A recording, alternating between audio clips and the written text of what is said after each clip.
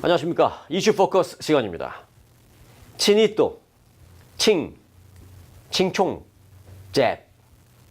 발음도 이상하지만 왠지 기분도 이상하죠. 여러분들에게 제가 악의를 갖고 언급한 단어도 아닌데 그래도 기분은 좋지 않으시죠? 이걸 누군가 나에게 악의를 갖고 말을 했다면 어떨까요? 그때는 심각하죠. 네, 월드 시리즈 경기 중 인종차별 제스처. 오늘의 이슈입니다.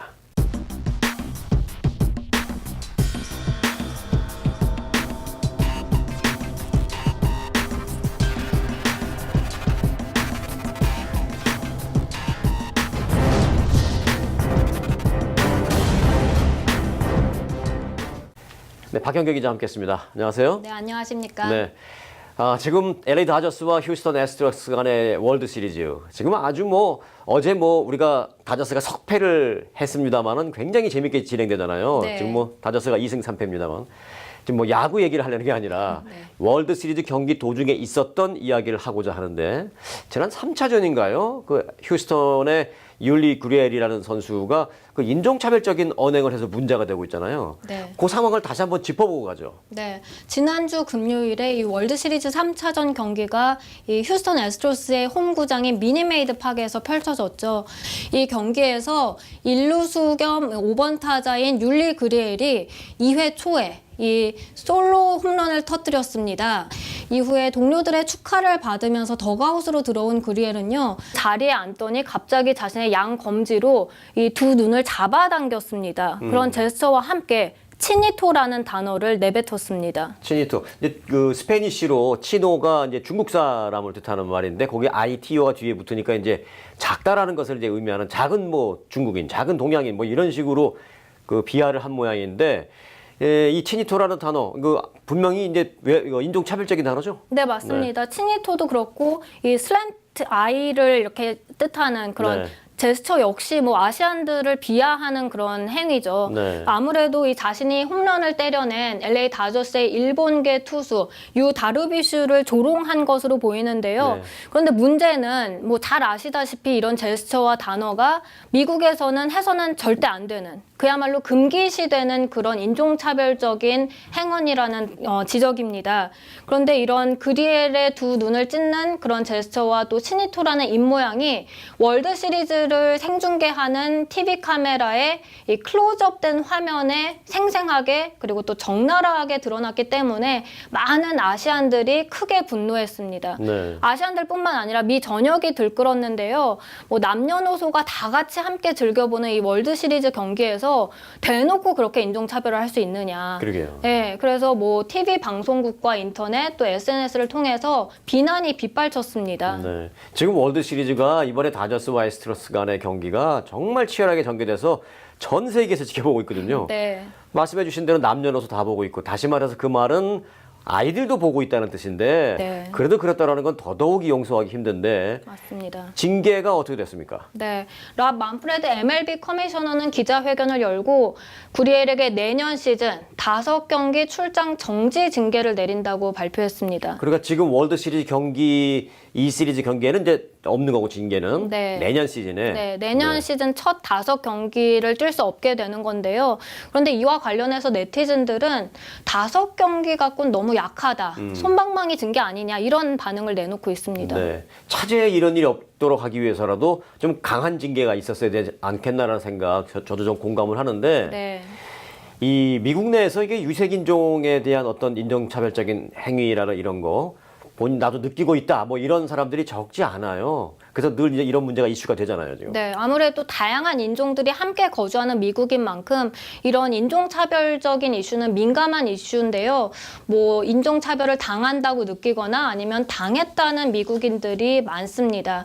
공영 라디오 방송인 NPR이 이 하버드대학 공중보건대학과 로버트 후드 존슨 이 재단과 함께 인종차별을 당하는 그런 비율이 어느 정도 되는지 인종별로 여론조사를 실시했는데요. 네. 예, 조사 결과 인종차별을 많이 당하는 것으로 알려진 흑인은 그 비율이 92%에 달했습니다. 92%의 흑인이 나는 인종차별 당해본 경험이 있다고 답변을 한 거죠. 네, 맞습니다. 와, 거의 다 하네요. 네. 그리고 히스패닉도 78%에 달하고요. 네. 또 아메리칸 인디안도 71%였습니다. 그리고 아시안들 역시 그 비율이 61%로 나타났습니다. 네. 그러니까 10명 중에 6명의 아시안들은 인종차별을 당해본 경험이 있다는 것입니다. 네. 그리고 또 흥미로운 점은 이 백인들도 인종차별을 당했다는 비율이 네. 55%에 달했습니다. 그래요? 네. 생각보다 높네요. 그게. 네. 네. 그런데 그럼 좀 이제 좀 좁혀볼게요. 아시안들의 경우만 좀 따로 제가 질문을 드려보겠습니다. 아시안들이 그 당하는 인종차별, 어떤 비하하는 단어랄까요? 그런 것들이 뭐가 있을까요? 네, 아무래도 대표적인 게 네. 지금 앞서 말씀드린 네. 칭, 뭐 이런 거. 예. 그래서 그걸 변형시켜서 칭, 총, 뭐 칭총, 잽, 또 국, 뭐 이런 것까지 나오고 있는데요. 네. 그런 것과 함께 이 슬랜트 아이즈 제스처 역시 뭐 아마 미국에 사는 한인들 또 아시안들은 한 번쯤은 좀 당해보지 않았을까 싶을 만큼 예. 많이들 당하는 그런 인종차별적인 그런 행위입니다. 그 예를 들어보면요. 지난달 맨하탄의 한 스타벅스에서 이런 일이 있었습니다.